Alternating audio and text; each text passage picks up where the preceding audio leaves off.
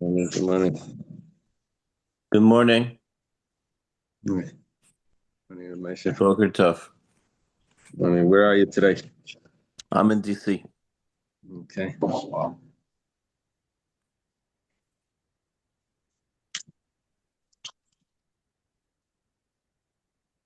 little colder there than, yeah. Let's assume. Yeah, very cold, very cold. Okay, we just started. Actually, we're on the last page of the Perek Shechet V'Mayla. We just did the Mishnah on Kuf Yud Aleph Amud Beis. We're holding on Kuf Yud Beis on the top. Finished Kuf Yud Aleph. Holding on Kuf Yud Beis right at the top by the Gemara. We thank Hashem that we're able to learn Torah every day.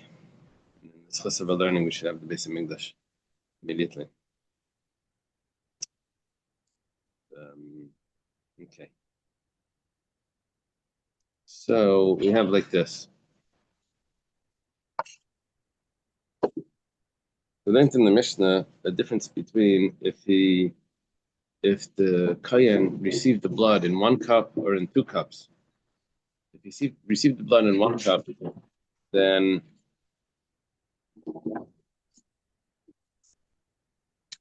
if he sprinkles it, whether he sprinkles the blood inside and then he sprinkles the blood outside, or he sprinkles the blood outside and then the blood inside, both of them is going to be chayav for sprinkling the blood outside the temple. However, if he receives the blood in two cups, then we made a difference. We said if he first sprinkles it outside, then he would be chayav.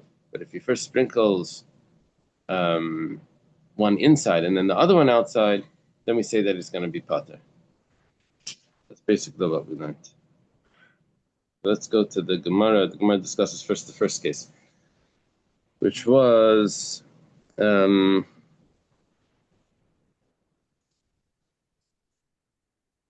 receive the blood in one cup. So Bishlam and Bachutz, we said we understand the halacha that if he sprinkles the blood outside the temple, right, in this, he received the blood, the Kayan receives the blood in the vessel, and then he leaves the temple and he sprinkles it outside. And then he comes back and he sprinkles the blood inside the temple. So even though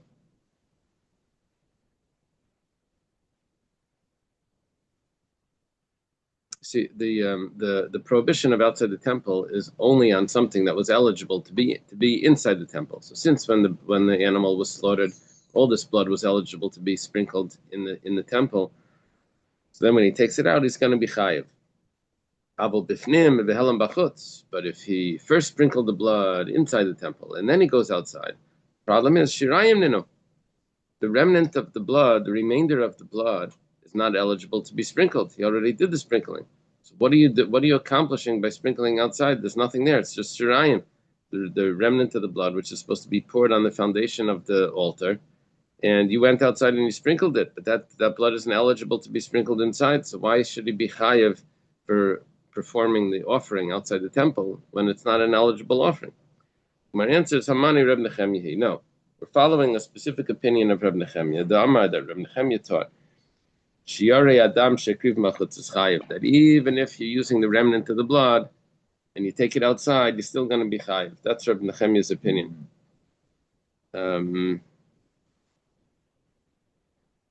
Okay. Is it fulfilled? What do you mean? Sprinkle the blood inside, then he takes the remnant of the blood outside. Oh, is the sacrifice kosher? I think. Yeah, but the obligation was still on the. Did Reb Nechemya hold that the Shiari Adam was ma'akiv? Yeah, maybe Reb Nechemya in the last mission, maybe he held the Shiari Adam was ma'akiv. That's what we were learning about yesterday, right?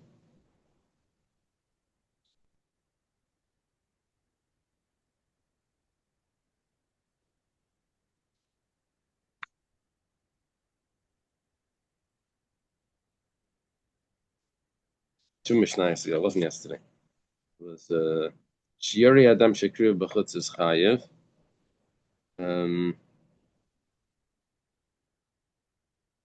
Because he holds Shiori Makvin. Yeah.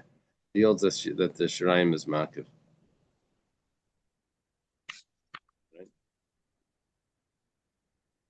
Turns out that this would only be on a specific sacrifice because Shirayim was only Makv by the Chatayis that the blood was put inside the sanctuary. According to this. Okay. Now, Ema Seifa. Problem is that we answered up the first part of the Mishnah by explaining why he should be chayiv when he sprinkles the shirayim, the remnant of the blood outside. We said it's following Rav Nechemia. The problem is Ema Seifa. Let's read further in the Mishnah. Kibul dam b'shnei kaisis. Let's say the blood was received in 2 cups, 2 vessels. So Nasr Shneim Bifnim is pater. If he sprinkles both of them inside, so he's going to be pater. Then I was wondering why we have to say. Because what do you mean pater? He didn't do anything wrong. If you did everything right, then you're exempt. Right? So Shneim Bachutz, if you did everything wrong, if you brought them outside, then he's going to be chayiv. He did everything wrong. What about Echad Bifnim, Echad Bachutz? He did one inside and one outside. Which one did he do inside? The first one. Right? So he started off doing it correct. So we say he's going to be pater. 1 second. Why should be pater? Rav Nechemia says the remnant that's brought outside, he should be chayev. Shouldn't be pater if he did the first one inside. It should be chayev according to the first part of the Mishnah we just explained was the opinion of Rav Nechemia. So then the second part of the Mishnah should match that. Should be chayev as well. Gemara says, Seifa asan l'tanakama de Reb Elazar bar Shimon. No. We're following the Tanakama that argues on Reb Elazar bar Shimon, which we learned before. The Amar, the Tanakama holds, that if you use many cups to receive the blood, so when the blood is applied using 1 cup, the other cups become rejected. In other words, basically, we're going back and we're saying that even according to Reb Nechemia, that says that the remnant of the blood needs to be placed on the foundation of the altar, and then if not, then that affects the validity of the sacrifice, right? But that's only from the same cup. There is no shirayim from the other cups. As soon as you apply the blood from one of the cups, the other cups get rejected. Is there a reason the Kohen would use more than 1 cup?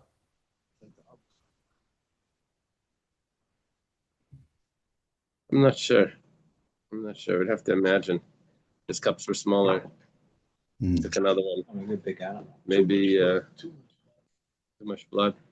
Maybe there were a bunch of Kayanim that wanted to, like by a bris, you want to give out a lot of honors, but you don't have enough honors. You have too many relatives and not enough honors. So you just say, pass the baby from him to him to him to him to him. So here they had a lot of honors to give out, so they gave the Kayanim little cups to catch the blood. Okay.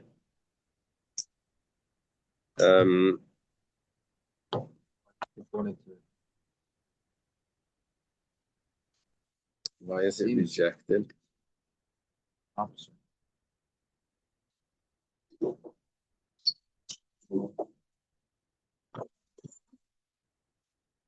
When you have the cup of blood that's not being used, so that's rejected. It's not the cup of blood that's being used has shirayim, right? That's the one that the applications are done from, so the remnant of that is shirayim. Other ones that aren't being used are just rejected. So, the Mishnah said that once the blood is applied outside, said like this: if the blood is applied outside, and you use 2 cups, then the blood that's then applied inside makes the sacrifice valid, even though you had the violation of applying the blood outside. So it comes out this interesting thing of the application is valid. The sacrifice is valid, and there was a violation of part of the service outside. It says, what is this comparable to? To someone that that separates a sacrifice, that consecrates a sacrifice, a sin offering, and then he loses it. He loses the offering. He doesn't know where it went. So he designates the second one. And then he finds the first one. So the Mishnah said that when he offers one of them up, what did we say in the Mishnah? He said, if he shechs them both inside, then he's exempt. But if he shechs both of them outside, then he's chayiv. But if he shechs one inside and one outside,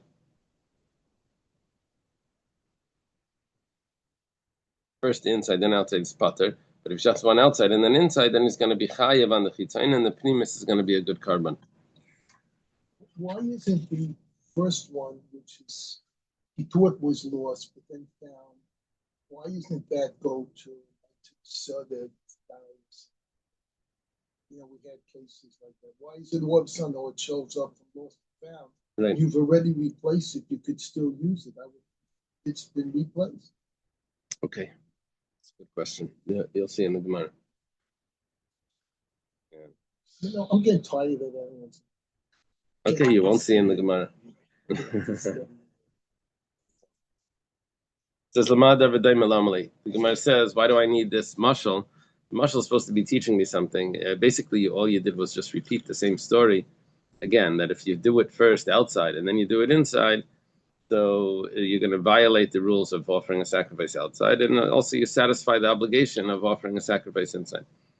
So you said that twice, and we gave a mashal for it. So the Gemara says, Hamani Rebbe, it's actually teaching me something. It's following the opinion of Rebbe Damar, Avuda B'Shas Afrasha Mesa. What we're saying now is that the difference between Avuda B'Shas Afrasha or Hifrish Techatos La'achrayas. Let me explain what that means. It could be that someone loses a sacrifice, so he designates the second one.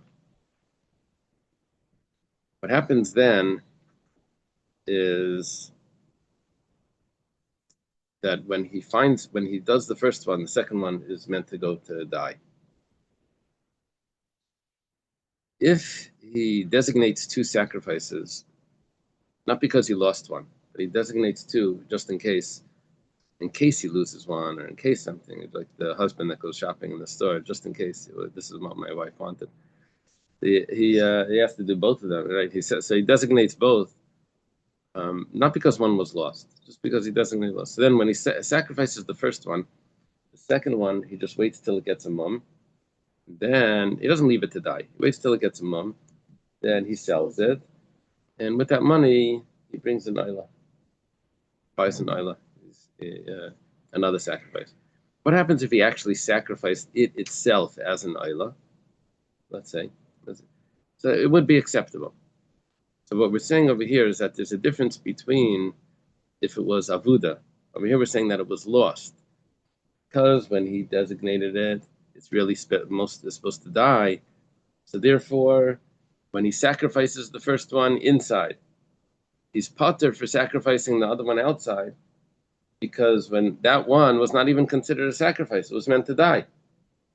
However, if he designated the two sacrifices, not because he lost one, but he designated the two because he wanted to have an extra one just to be more responsible, right? As a guarantee that he's not going to be stuck without one. So then, if he sacrifices the first one inside, he's going to be chayiv on sacrificing the second one outside, because that was in Shasad Chak, in a di'eved, that would have been considered a acceptable sacrifice if he would have actually sacrificed it inside. Even though you're not supposed to sacrifice it. You're supposed to wait till it gets a mum, and then with the money you buy an Isla. But nevertheless, if b'di'eved you sacrificed it inside, it would be considered a sacrifice. So now when you sacrifice it outside, it's chayiv. So we're showing this contrast between these two possible ways of having an extra carbon, and the halacha is going to be different by each one.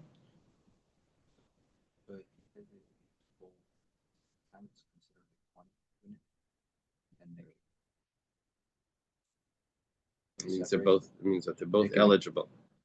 he separates one because the other one was lost, then he really only wants one here. It means the other one is going to have to go be put to death. It's just going to leave it to die. The intention at the beginning, correct. Amani Rebbe Damar, it's following the opinion of Rebbe. The Rebbe says in the Mishnah in Tmura, it says, Avuda b'shasafrasha mesa.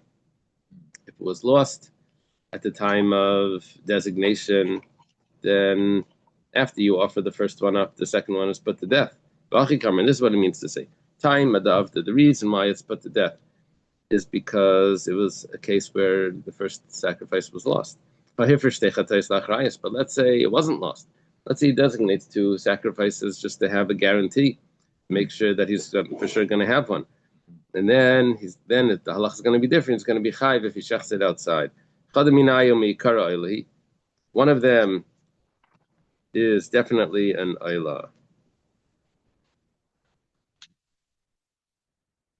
Okay. First one is a chatas. The second one is going to be an ayla. Now, what it really means is it's sold and it gets for an ayla. Look at the Rav Huna Marav. Like Rav Huna says the name of Rav. Rav Huna is a student of Rav. When I have an ashram that was really supposed to wait till it gets a mum, and with that money that I get from that sacrifice that had a mum, I then purchase an ayla and I bring it as an ayla. Let's say I didn't purchase an ayla. Let's say I just took the ashram that's supposed to get a mum, and instead of waiting till it gets a mum, I just shchatei stam. I just went and sacrificed it directly. I don't have time to wait till things get a mum. So it's kosher laila. It's actually a kosher sacrifice. So the Gemara says, "Mi dummy, how can you compare what we're talking about to the case of Rav Huna Marav? Over there, he was talking about Hasam, Asham, Zachar, Va'ila, Zachar. Over there, you could take the Asham and sacrifice it as an elevation offering because it's a male offering. Asham is a male offering and Ayla is a male offering. Aval Chatas, Nekevahi, but a Chatas is a female offering. In an Ayla that you're thinking you're going to offer it up as is going to be a male offering. So it's not eligible because it's the wrong animal.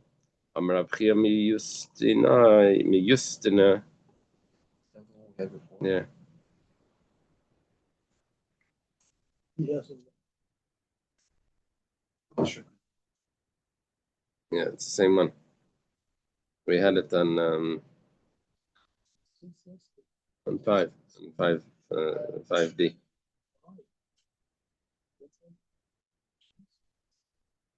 Yeah, we had him recently as well. So he says that we thought it was like Justina, that it's talking about B'sar Nasi. We're talking about the type of chatas that's actually a male offering. It's because it's talking about a king, that when he does an Aveira, he actually brings a male goat. And that goat would be eligible for an Ayla, to be as an Ayla. What comes out is that if a king he designates 2 sacrifices, right? So one of them he offers inside, and the other one he offers outside. So since that would have been eligible as an Ayla, then he's going to be chayav for the sacrifice that he brought outside, that he brings outside. So it goes on. Okay. Okay, the next chapter, Paras Chatas, it's interesting. It gives us the entire chapter of Mishnayos right up front, and then the rest of the parak is just the Gemara. I think that's what it's doing here. Gives us a whole page of Mishnayos. I think it's the whole chapter, yeah. Till the end of the Masechta. The last chapter. What was that word? A whole page of what? The whole page of Mishnayos. Oh, okay. It's a whole. Thank you. Today's daf is just Mishnayos. You do Okay. the Mishnah Yomi instead of the daf Yomi. Okay, so it starts off like this: Paras Chatas. That's the paraduma, the red heifer. Shesarfa chutz migita. It was. Is it supposed to be sarfa or is it supposed to be shachta?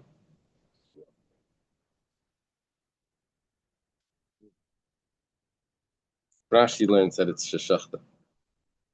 It was slaughtered or it was burnt out off the place where it's supposed to be burnt. You know where it's supposed to be, right? On the Mount of Olives, across from the temple. What we're saying here, the chiddush is that when I have a sacrifice that's supposed to be in the temple, and I offer it outside the temple, then we say, oh, that's a violation. You're supposed to bring it to the temple. But this sacrifice wasn't supposed to be in the temple anyway. But it does have a location where it's supposed to be. But you didn't do it in that location. And also, Sarah Mishtaleach, the goat that's pushed off the cliff on Yom Kippur, it goes to Azazel, right? So, Shehikriv Bachotz, they decided to sacrifice it outside. So this is also interesting because this is not meant to be sacrificed, right? So we say pater is exempt.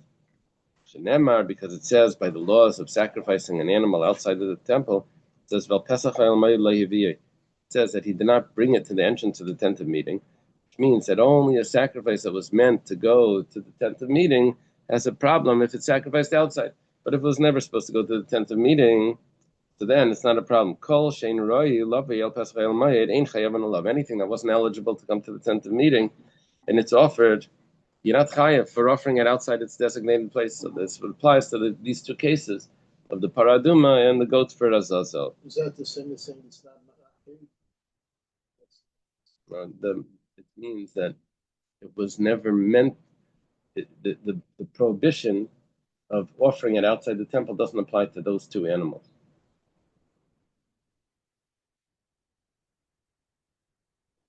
So once you've done it,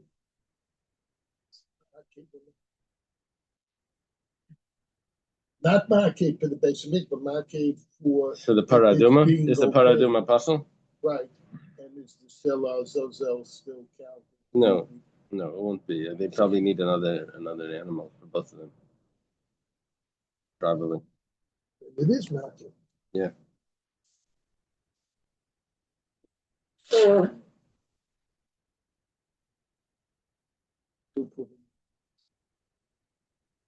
Okay. Ariveya, an animal that lived with a man. Vanirva, an animal that lived with a man. Two possibilities. Either a male animal or a female animal. Yeah. Doesn't have to be a female animal. No. It could be a male animal. It could be a Sodom. So, but basically, it's whether a man lives with an animal or a nirva the animal is lived with. Either the reva is the animal acts as a male, or nirva the animal acts as a female. That's the muktzah is an animal that's designated for idolatry van nevad, or an animal that's actually worshipped van mechir is an animal that's exchanged for a dog by esnan. What's the signs? It's given as payment for the dressmaker is Dr. Stein's word for that, and the euphemistic word bakilayim, and the animal that's a crossbreed, batrefa, or an animal that's a treifa that is going to die during that year. There's something wrong with it. Or if the animal was born with a C-section, it wasn't born naturally. She'akrivim bachutz. Any of these types of animals, which are not eligible to be brought as sacrifices, which are offered up outside the temple, he's going to be pater. Shenemar says in the pasuk, "L'fnei Mishkan Hashem," that it wasn't brought to the tent of meeting to be brought as a sacrifice in front of the altar of Hashem, in front of the tabernacle of Hashem. The pasuk is telling me, "Kol she'ein roya lavel l'fnei Mishkan Hashem." Anything that wasn't eligible to be brought, in chayavan alav, you're not chayav if you offer it outside. Yeah, it's interesting that we quoted a different part of the pasuk when you could have used the same part, right? Al pesach el may levi could have. Anyway, bali mumin, if it has a mum, bein mali mumin kavuin. If it has a mum, it has a blemish. Whether it's a permanent blemish, it's never going to heal. Bein bali mumin, whether it's a blemish that does heal, right? Shekrivim bachutz, that it was offered outside the temple, he's going to be pater. Reb Shimon says, bali mumin kavum pater. If it's a permanent defect, then you're right, he's going to be pater. But if it's only a temporary defect, then he's going to be chayiv, but not chayiv kares, which is the normal punishment for someone, the typical punishment for someone that brings a sacrifice outside the temple. He's only going to be chayiv b'loisase, because it will be eligible later. And so anything that could be eligible later is going to be chayiv on the negative prohibition. Tairim shlegias manum. Let's say there's birds that are supposed to be brought as a sacrifice. Now there's two types of possible birds. Either it's doves or turtle doves, right? Pigeons or turtle doves. I don't know how to translate the two. Tairim. Now tairim are older. What happens is there's certain feathers on the neck that change colors when it matures. So the tairim shlegias manum. The tairim, this type of bird, which are supposed to be older when they're brought, you know those white birds that we have outside? What are they called? The ibex? No. They're the herons with the Ibis. ibis. Yeah, the ibis. So when they're young they're black, Right. and when they're older they're white. And then they you see on the back of them, you see like a little bit of black. I think if they're still not mature, teenagers. So here oh yeah, ravens are white. I didn't know that. Ravens and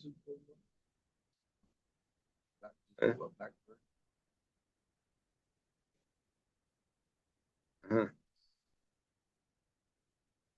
Okay, Google maybe it. Google it. Google if it. a blackbird is born white, Okay. So we're talking about over here the Tairim shlegias manum, that it wasn't they weren't eligible because they're not ready. We know what Reb Shimon's going to say about this, right?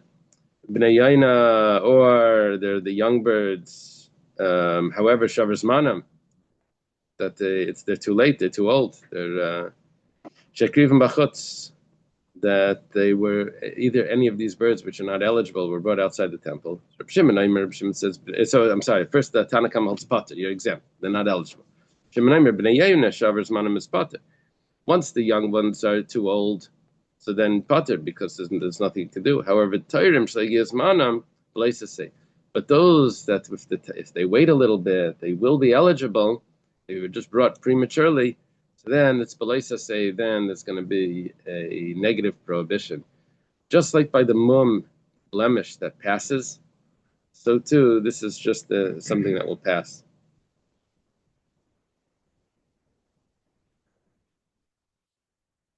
What bird is it?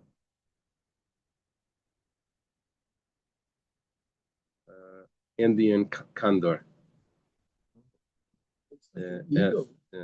As they mature, they turn black. The opposite. Okay. So,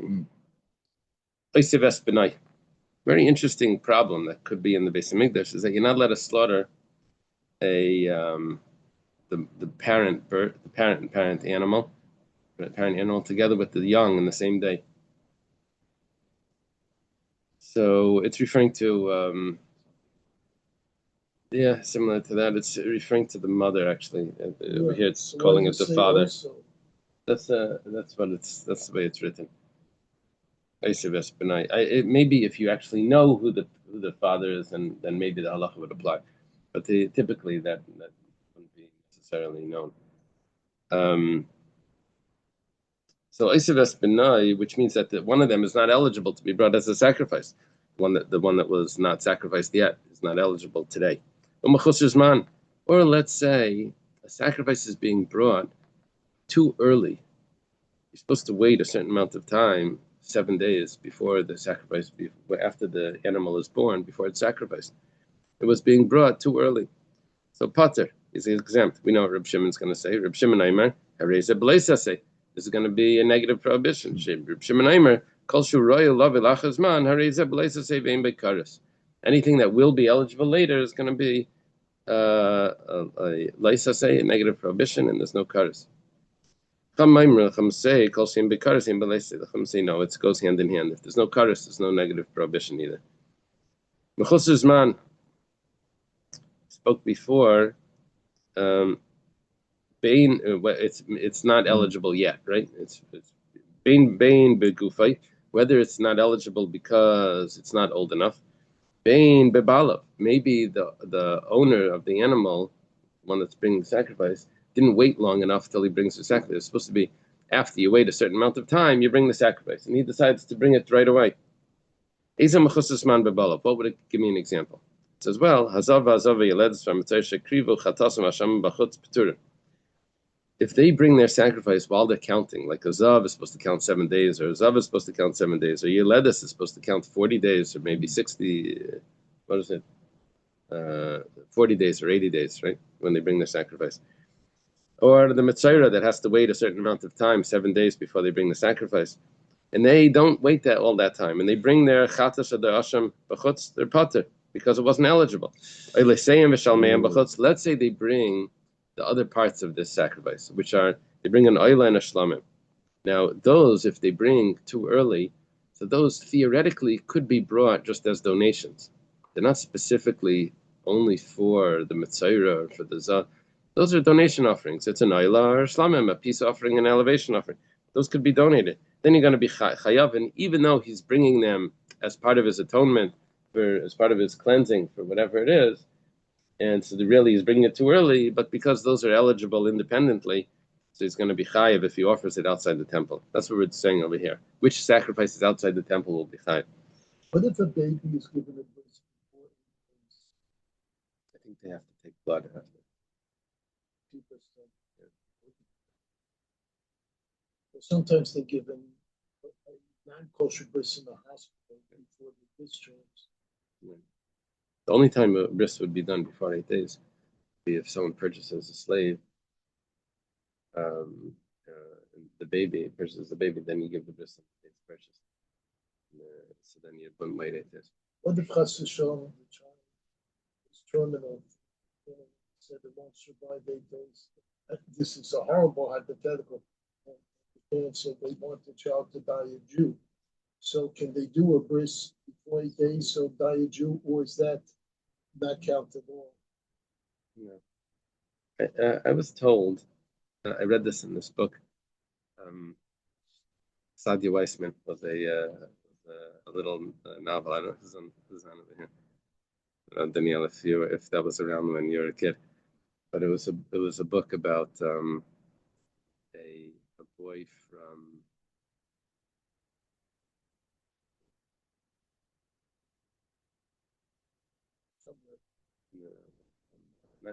maybe Yemen, from Yemen. It was brought to Israel, and there was a family that was brought to Israel, and instead of when the mother gave birth in the hospital, they took the baby and they gave him for adoption. The hospital gave him for adoption and told the parents that he died, and we took care of the burial. And then the whole story is about how he ends up getting engaged to his sister. It was something that he did not, classic novel story.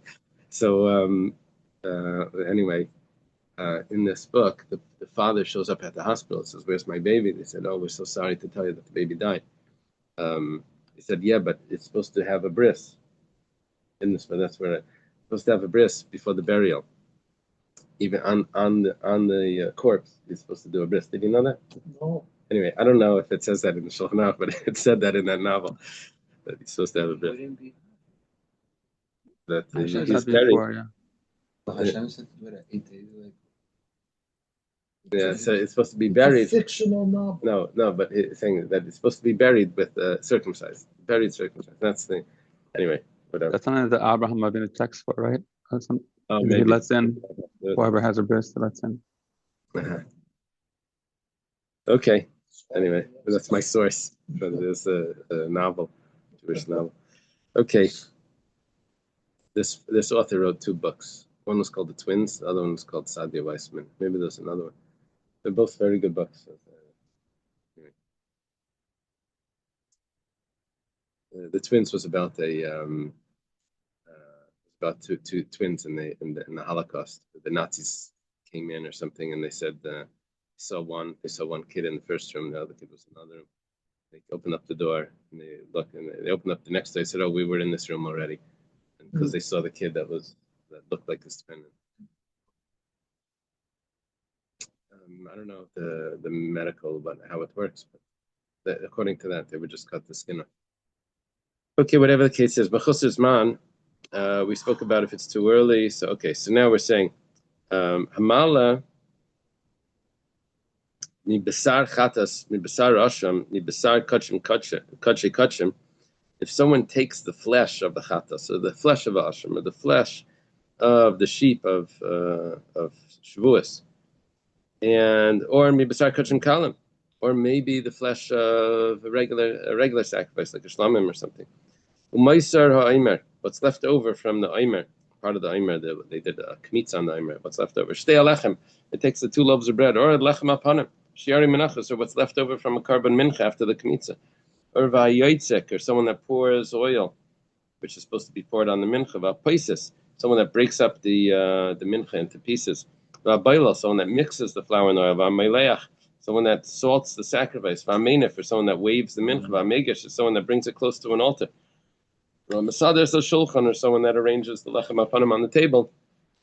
Mitves and is someone that cleans out the menorah. V'akaimet, someone that does the kmitza.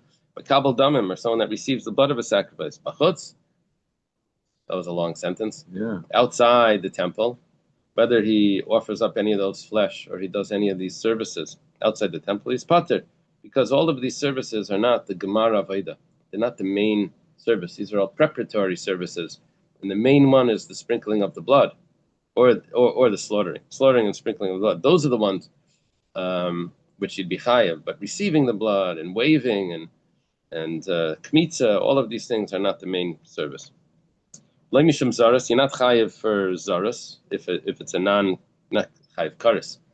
If a non-kayan does any of these services, mishum tuma, if a kayan that is tamei does these services, he's also pater from karis. And if he's not wearing the correct uniform, so he's also pater.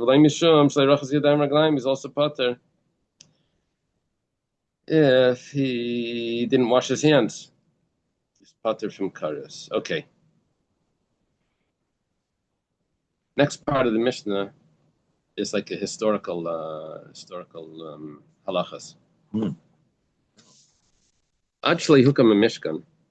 Before the Mishkan was set up, you could bring a bama anywhere. That's why Noach or whatever, maybe Avram brought some sacrifices, Yaakov brought some sacrifices.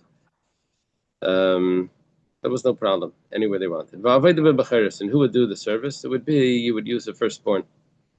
Mishahukam Mishkan. This guy came yesterday. I told you that he was bringing the ark. He had a golden ark. Yeah. So it's brought it to the yeshiva. The whole thing. Anyway, he made it. It's made out of acacia wood and everything, and it's covered in gold. One of my students said it's worth $800,000. They told him there's 13 pounds of gold in there. He did the calculation. It's worth 800. Anyway. Anyway, he has this, I don't know if it's a Mishigas, says that he needs Levium to take it from the car to the thing. So we find, in the yeshiva, you have to get Levium to do that. So I think it's just like, anyway. They carry it a certain way? They carry it properly? And no, because they dismantle it. Which when officially you can't do. You're not supposed to take the staffs out, What's in it? What's in it? Nothing. Korach carried the ark? Well, he could have, right? Here's the question. Did it fit in your classroom? Did it take up that much space? Right. So, I just bought the book. It was $14. Which book? Oh, really? So it's still you available? bring up these books, that just That's a good book. That was a good book, actually. You'll read it in one sitting. When I finish, I'm right now stuck on the redhead of Auschwitz. Because every time I read a few pages, I cry. Mishkan. Once the Mishkan is set up, the Nesra Bamas, and they weren't allowed to use the Bama, they use a private altar. They switched to Kainim. Where did they eat after the Mishkan was set up? Where did they eat the holy sacrifices? That had to be within the courtyard, within the curtains. We're talking, we're still in the desert now. And where would they eat the other sacrifices, the shlamim, the peace offering? That would be anywhere in the camp of Israel. Oh, Gilgal. They passed over the Yarden. They came to a place called Gilgal. And Hutra Bamis. They said over there, you can now use private altars. And also, Kachi Kachim, Nechalim Fnim Aklayim. They still had the Mishkan. They set up the Mishkan in Gilgal. But the Kachi Kachim was eaten, those sacrifices like a Chatas and a Nasham, those were brought and they were eaten in the courtyard. Kachi Kalim, B'chol Makim. You could eat it anywhere. Yeah. Those sacrifices could be brought anywhere. They could eat it anywhere. Bo L'Shilai, now they come to a more permanent dwelling. Nesra Bamis. The Bamis became prohibited. Yasham Tikra. That was a type of Mishkan in Shiloh where they had solid walls, but they didn't have a roof. There was no roof to it. It wasn't made out of beams. It was stone on the bottom. By Urias Mamayla, and they had curtains that were on top for a roof, like a tent. The 101 stones. I don't know about that. Shiloh was 369. It was there for 369 years. V'hi haisa menucha. That's considered rest. You came to the place of resting. It says that until you come to the menucha velanachla, to the place of resting and of inheritance. So we're at the place of resting now. And what happens in that place in Shiloh is at that time, kachi kachim nachalim fnim naklam. You had to eat the kachi kachim in the Azara, kachi kalam and ma'aser shenim b'chalaraya. Anywhere around Shiloh, any area that you could see Shiloh from that area, that was eligible to eat the kachim kalam and the ma'aser. Bol Noiv, this is after Shiloh, the Givine. This is after the ark was captured, and they took it out to battle. It was captured by the Plishtim. And the Givine, after Noiv was destroyed, so they went to Givine. Over there, they set up the Mishkan in Givine. So Hutra Bamis, it becomes permissible again to have private altars. Kachim, Nechalim Pnim Naklam. However, those special sacrifices, the holy sacrifice, had to be eaten in the Azara. Kachikalam b'cholay Yisrael could be eaten anywhere the Jewish people were. Bol Yerushalayim. Now they come to the Beis Hamikdash. This is in the days of Shlomo. Nesra Bamis. The Bamis become prohibited. V'leilam heter. They never permitted afterwards. V'hi haisa nachla. That's when it says when you come to your resting and to your inheritance. That's talking about Yerushalayim. Kachi kachim nechalim fnim naklayim. The kachi kachim are eaten inside the Azara. Kachikalim, the other sacrifices of lesser holiness, Ma'aser Sheni, and also the Ma'aser Sheni, which is brought to Yerushalayim, the Fnim Chayma, has to be eaten anywhere within the wall of Jerusalem. Kol HaKadshim Shekdishan B'Shas Eser Bamis. We mentioned this topic before. If the consecration of the sacrifice was when it was prohibited to bring it on a private altar, and it was brought when it's prohibited to bring to bring it on a private altar, and it was brought on a private altar outside the temple. So, this you violated, neglected the positive command to bring it to the temple. You violated the negative command not to bring it outside the temple. And the punishment is kares. Let's say the consecration was at a time when you were allowed to bring it outside. However, meanwhile, the Shiloh or whatever was built, or the Beis Hamikdash was built, and it was brought at a time when it wasn't eligible. So then, you definitely neglected the positive command of bringing it to the right place. And also the negative command, you should have brought it to the right place. However, but you don't have kares because the consecration of it, at the time of consecration, it didn't have even an opportunity to be brought. It didn't have the obligation to bring it to the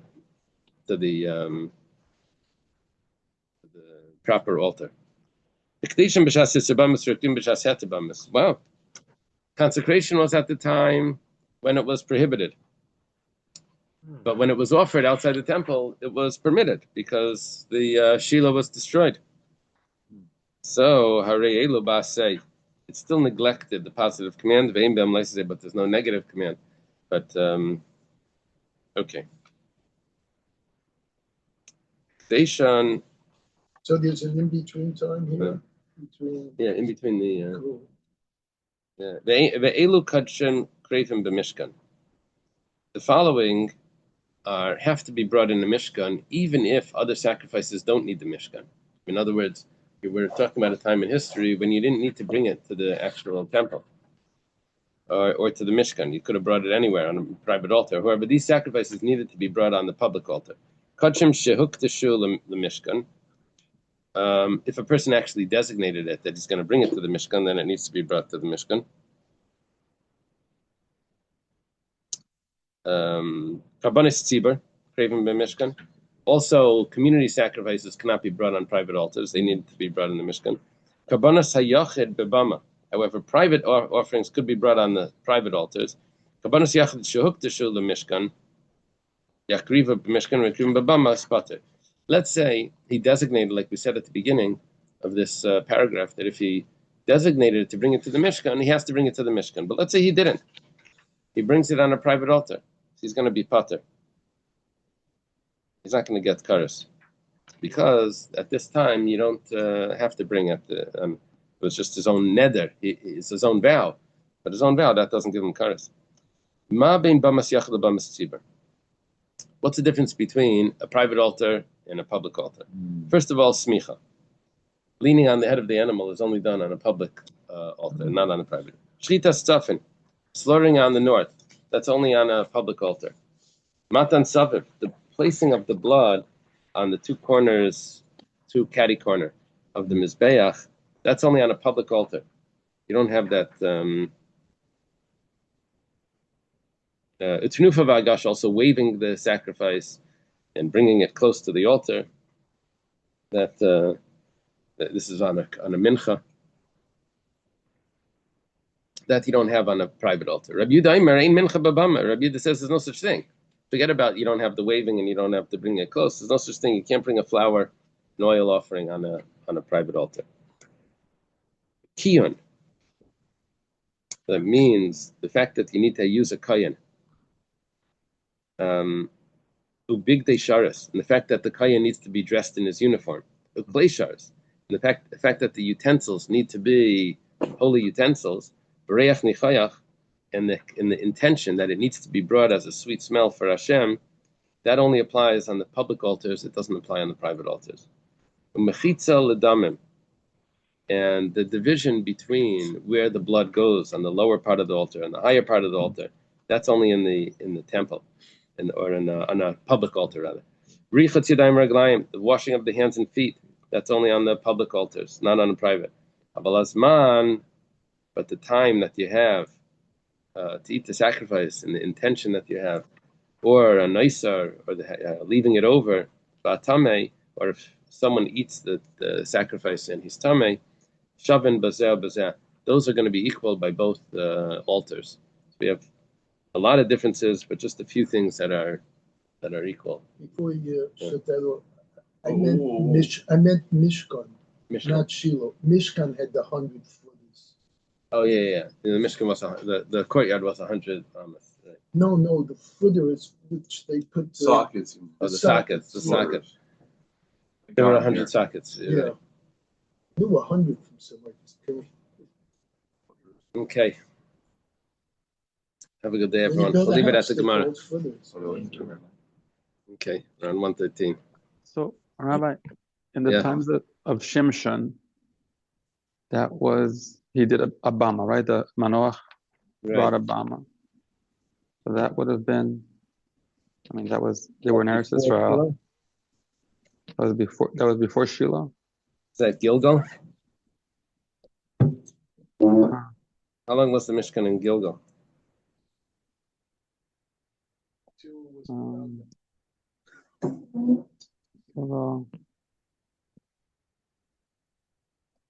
There's a note here. I don't see it. Only 14 years. I think 14 years. 14. So you're asking, how did they bring a sacrifice then? It was probably during the time that it was in Shiloh. Because it was at the very end of Shimshon was like the last shofet, right before Shmuel, before Eli. Yeah, but during Eli's time, it was still in Shiloh. Right. Yeah, so that's why I'm kind of confused. It couldn't have been those 14 years, first 14 years in Israel. Right. I don't know. I don't know. Okay, I'll try. Maybe it was a violation.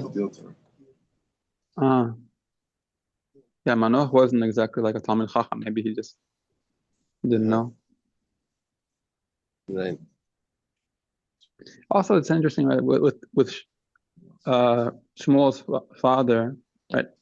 He made a point of going around so that people would know that people had kind of forgotten this idea of going to Shiloh, right?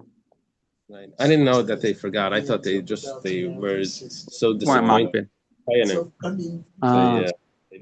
said we're not going there. Right. Wanted to encourage them to go anyway.